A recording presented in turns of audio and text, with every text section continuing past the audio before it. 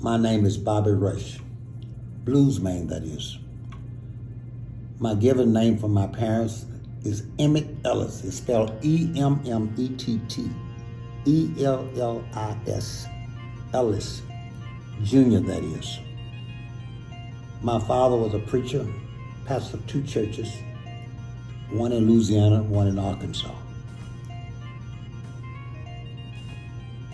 I was born in a little place called Haynesville, Homer, Louisiana. I left my hometown in 1947. Went to Pine Bluff, Arkansas with my father. In 1951, I wanted to go to Chicago because I thought Chicago was going to be my heaven. Otherwise, going to be my freedom to do what I wanted to do as a black man, as a blues man. But I didn't have enough money to buy my ticket all the way to Chicago, so I migrated from Pine Bluff, Arkansas to Memphis, Tennessee, where B.B. King, Sonny Ball Williamson was in Helena, Arkansas, right across the river from Memphis, and Rufus Thomas, who lived in Memphis, who was much older than I, 8 or 10 years older.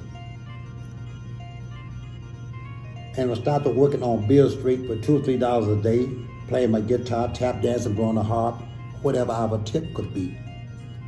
I was on my way to Chicago, but I didn't tell anyone that I was on my way to Chicago. I acted like I was just coming to Memphis. What I was trying to do, get enough money to go to Chicago. So I worked 2 or 3 weeks on Beale Street. Got enough money to go where Albert King in Lovejoy, Illinois, which crossed the river on the Illinois side of St. Louis, where Chuck Berry also lived in St. Louis. So we met in East St. Louis, started working on Honky Tonks, the Juke Junction, Chitlin Circuit. And I made enough money to go to Chicago. I believe the fare was $7.80 at that time. I didn't have that. So I worked enough to get Chicago.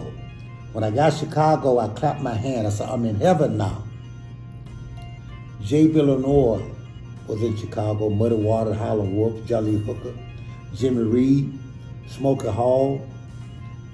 All the big guys that you could name was there at Chess Record, somewhere around Chicago area. There was a guy called J.B. Lenore, was from Alabama, but he lived in Chicago. He took him to Robin, Illinois, and then from Robin we went to a suburb of Chicago, which was Blue Island. At that time, I don't believe there was any black people living in Blue Island. To this club that we had to go around to the back to get in the club. He introduced me to the main hired me for $7.50 a night. We played every night for a white-orientated club where the audience was all white, where they wanted to hear my music, but they didn't want to see my face.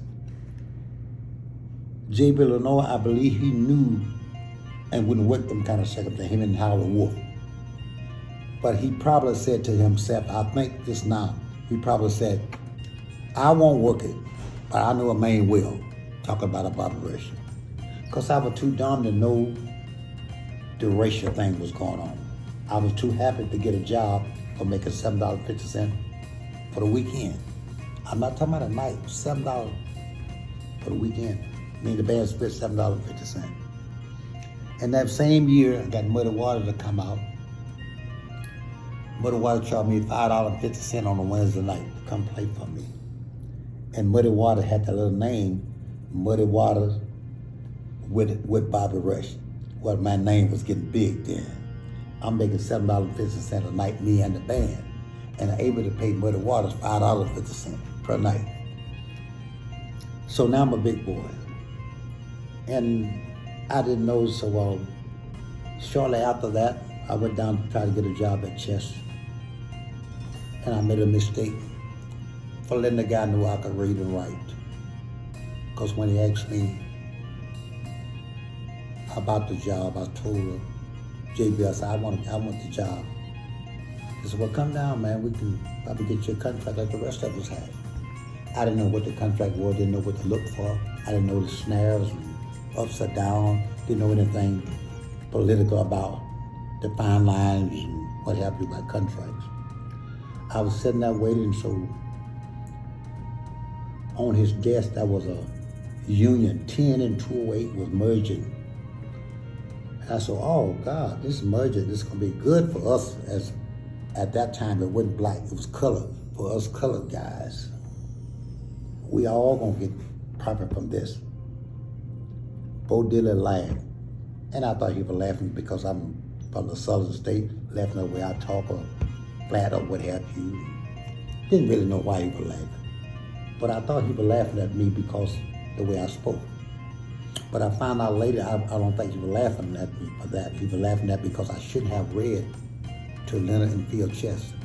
So when he walked, one of the chess brothers walked out, he said, where that boy get that information from? I thought he was talking to me, but he was talking to his brother. He said, off your desk, Phil. That's what Leonard said to Phil. He threw it back at him and said, read that, boy. And I made a mistake. I said mistake because I didn't know then. I read it to him. He turned around and told his brother, we can't use that because he can read. And everybody else was silent at the table, knowing what I did not know, that I shouldn't have ever read in front of the white people, to let them know that I could read and write. Because if I could read and write, certainly I would know how to read a contract and analyze it. I didn't get the job. So Chester record fold for me. Then I left that and went to VJ record. At that time it wasn't VJ. Calvin Carter and Vivian Carter was a sister and brother. They started a label called CJ record. CJ, C was Calvin and V was Victory. That was Victory. So a couple of years later, I think in 1952, 53, she got married to a guy called Jimmy, who had a record shop in Gary, Indiana. When they got married, they changed it to VJ record. It was Vivian and Jimmy, husband and wife now. Calvin Carter, the brother, was out the picture, but he was my friend. All them years we were friends, he was always trying to help me to get someplace in life. And I had done already what we call messed up. I had messed my whole life up by reading in front of white people. And they found out I could read, so it was a no-no. But then I went on Rush Street and got a job down on Rush Street. Then I was the second black man who ever got a job at Playboy Club in the early 50s. I got the job at Playboy. Soon I came back on Bourbon Street, which is Rush Street area in Chicago, not knowing who I was working for. The long story of that, I worked on a place called Bourbon Street that's on the sign, big sign, says no colored folks allowed. But I got this job by doing an audition with 3 white boys playing. And a guy was running it was a Chinese guy, and they called him Kunch. Kunch said, oh man, Bobby Rush, this is gonna be good, man. We integrate this place. Well, I had never heard the word integrate before. And I was gonna get off work that afternoon and go find me a dictionary and look up integrate, find out what it was. I didn't have time to do it before the integrate word came up 2 or 3 more times. They said, well, Bobby Rush, we're gonna integrate this place tonight. It was on a Tuesday night. Well, I hadn't heard integrate anymore until that Wednesday night. I took the 3 white boys I didn't take back to get the job. I took 3 white black guys back to get the job on a Wednesday night at 9 o'clock. When I walked in the door, it was 8:30 when we parked. We didn't walk into the place about 10 minutes to 9. And the black guys don't know why I'm sitting there waiting, because I didn't do the audition with the black guy. They don't understand what went down. So when I walked to the door, Kunch said, Bobby Real, where the band? I said, right here. He said, oh God, not the black guy, you gonna get me killed. Well, he said colored guys at that time. So he said, well, come on in, but you got to have this other band here on the next shift. What we did then, that was white band would play 1 hour and 1 hour off, and then I played 1 hour. They had 4 go-go dancers. We played in a pit where each girl danced 15 minutes. We played go-go music, the girl danced in this club. So I played my first hour. The guys got ahead of the band here. So, but you can't dress in the in the same room with the white band. They had to find us a cloakroom. They shut us in there and put a chains on it. They didn't let us dress with the white band. When we got to go to the bathroom, we were number one, we number three knock, they let you go to the bathroom. If you want to do number two, you knock 5 times to let you out. If you want something to eat, you knock 6 times to bring you a hot dog. That's what we get, one at a time. So about 12 o'clock that night, one of the dancers said, Bobby Rush, I heard what they said about you. We're gonna integrate this place. That's the third time I heard this integrate. But I was, that integrate thing was, I was interested in that thing. But I didn't know what they was talking about. So the lady said, hey, tonight, I'm gonna get sick. Get sick? I'm a square country boy. I said, what you mean get sick? She said, oh, fool, I feel good, but I'm gonna get sick. I got 15 minutes. I'm gonna do half of mine for 7, 8 minutes. I'm gonna jump off the stage like something wrong with me, like I got a cramp. I'm gonna hop off the stage, you take your guitar stuff on the stage, and we're gonna integrate this place. Sure enough, she did it. She got sick. People had never saw it. I jumped on the stage with my guitar, down to Chuck Berry, and one guy was sitting in the corner, he laughed. Smoking a cigar. About 2 o'clock that night, the man said, Bobby Rush, come to the office. I just knew I was fired. I went to the boss and said, listen, I'm Bobby Rush, somebody called me. He said, oh yeah, boss man want to see you in the office. I just started going to pick my little money up because they fired me. When I walked in, the same guy I saw in the audience had his back to me. Hey boy, come here. Hey, you integrate my place. Oh, this integrate thing again. Hey, Country, come here, Country. This is my boy. This is my boy, okay? I don't know who he is and what he is. Say, I pay him, okay? I pay him. He's my boy. Hey, I want you to get a Sammy Davis Jr. down here for me, okay? Give me Red Fox. Look at him. You get him for me, okay, boy? I said, you want to make a lot of money, boy? I said, all depends on what I got to do. He said, don't you ever tell me what you want to do. You do what the hell I tell you to do. I don't know who he is or nothing. I'm a young boy. I'm 19, 20 years old, a band leader. I was getting ready to get me a house.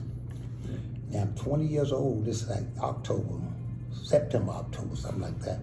I got a couple of months before I'm 21, so I went to get me a house. I need $1,200 to do my closing cost. Didn't have $800, but I couldn't sign it because I wasn't 21. I got to get somebody with me to sign it. I didn't know that. I had my $800, but I need 12. So I waited about a week trying to get the money. So I had got married early. My wife said, what we gonna do about this house? We're trying to get it for a week. I said, my boss man said he's gonna help me. So why don't you ask him?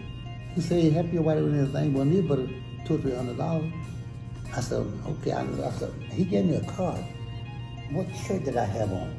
She had that plaid shirt on. Me and her went to the washing machine. Looked in there, this card was still in the pocket.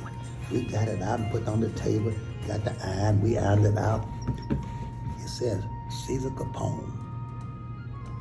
I took out some man, get some money. I don't know nothing about no Capone, never heard of this name, Capone.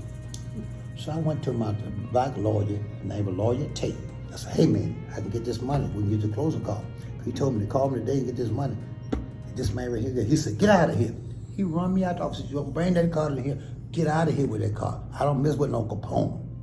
I ain't know nothing about no Capone. So then I found out later he was talking about Al Capone. Now I didn't know him, but I used it in minutes. Now it goes back to chess where I started recording. And I walked in. Now everybody in town knows I'm working downtown for the Capone. I don't know where. So I walked in, I recorded that chess. The chess, and one of the little boys said, hey, Bobby, you want to take a little money today? I said, no, not today. I got to take to my boss and see what he think. It's a little Capone boy, let him go. Now I got away. Now getting to the why I got all these masters. I didn't even know Capone, you know. But I used that for my advantage now. Now I'm working for the Capone. Now I ain't really working for him, I'm just working at the club. But they think I knew the Capone. So I would go down and down all my recording, and I leave, I put the masters. Bobby Rush, you gonna leave my son? No, my boss told me to bring him with me. And I went out there, that got everything, cause they thought I just, when I walk in the door a lot of times, oh, here come the old Capone boy. They thought I knew Al Capone. I didn't know nothing about Al Capone, so I didn't know. So when about 2 months later, I went to Contest of Conscience, I got a better job down the street. Gonna pay me $13 a night. And I need to make the money. He said, well, what did Caesar say? I asked him. He said, ask him. I said, hey, Mr. Caesar. Yeah, boy. I said, I'm gonna get a job right down the street at a swing club and I pay me more money. He said, oh, yeah, boy. I said, I want to give you a 2-week notice and I'm gonna go down. He said, oh, cool with me. It's all right. Give me 2 weeks notice. I'll get another band. So he did, and I gave him a 2-week notice. I went down there and worked for a week down there. Sunday night came. I told the guy, Albert, Sunday night, not time to get my pay. He said, oh, just walk out the door, second door to the left, and go upstairs and get it. That's why I didn't get my other check from. So I walked out. This is the same, to myself. That's the same place I just left. I walk upstairs. Hey, boy, come on in. You're a good kid, boy. You're a good kid. You all right with me, boy? Get anything you want, okay? You respect me, place and respect me. You got some hell of it. You're all right with me. I said, man, I want to go on the west side to Walton's Corner. I said, well, I'm playing here, but that's a place on Walton's Corner. Walton's Corner, yeah, it's my place. That's all right. You're a good boy over there. Because I wanted to get around where the black people were. Walton's Corner was an upper place. Mr. Walter was running the place. So I walked in there and Mr. Walter, couldn't sit me over here. He said, oh yeah, he told me you was coming over here. You don't have to give me an audition. You're all right with me. Started work Wednesday night. So I got Elmo James, Freddie King, put the band together called the 4 Jowls. Went over there, started working on Wednesday, Thursday, Friday, Saturday, Sunday, 5 days a week. After I worked there for a little while, things was tight with me. I had on the truck, I was picking up iron, bottles, cans, everything, going to the junkyard on Monday, Tuesday, Wednesday. Trying to make a little end me. I didn't want nobody to know that more. I didn't want nobody to know to see Bobby Rush. But I had this truck I was hustling, taking the junkyard right behind it, Walton's Corner to play. So one cold winter day, I said, I need me $15. I said, I can get it from my boss, Walton's. So I looked at him, Walton's, he was in there, his car was parked up front. But I went and dumped my trash off, all my junk, my iron, whatever I picked up on the street, and bottles. And I came back, and I got $2 or $3 for him, and came back, I knocked on the door. I was gonna knock on the door, but his car was sitting in front, but a tow truck, was picking it up. I said, doggone, Mr. Walter's gone. So I knocked on the door, sure enough, the tow truck was gone, and the car was pulling off. I went home, because I live about 8 blocks from there. Went home, pulled off my coat. As soon as I got in the door, shortly after I got in the door, somebody knocked on the door. I said, yes, sir. Who is it? Police. Police come in, close the badge. Hey, you Bobby Rush? I said, yes, sir. He said, well, you by Walton's Corner a few minutes ago? I said, yes, I was. He said, did you go in? I said, no, I didn't go in. I was going to go in. I said, I needed a couple of dollars. I'm going to borrow it from my boss, Mr. Walter. He said, what else you see, boy? I saw a tow truck picking his car up, taking a tow truck. He made a call and ran out the door. And I found out they had thrown the car in Lake Michigan, and it was still floating with him in the trunk. Now, I didn't know that now. I just told him that. And they found the car, pulled it out with him in the trunk. Now you know, I can't do no wrong. Now, I don't even know none of this going on. So I'm the boy now, That's kind of like if I could just do whatever I wanted to do. Because I saved his life. Now I saved one of the guy's life. All this, too much to talk about political stuff, But I tell all of this in my book, how I got trapped up in that and did time for this because they thought I knew. And I couldn't tell the what because I was just this close to being, if I didn't do what it was said to do, I was dead. That's part of the migration. out of my blessings. So now, that I say, ain't nobody ever lived to tell this. I wouldn't tell this 20, 30 years ago, but now, at 87 years old in a few months, I have been to the mountaintop. I've seen the promised land. So I'm telling you something now, not to be smart. I'm letting people know that if I can make it, you can too.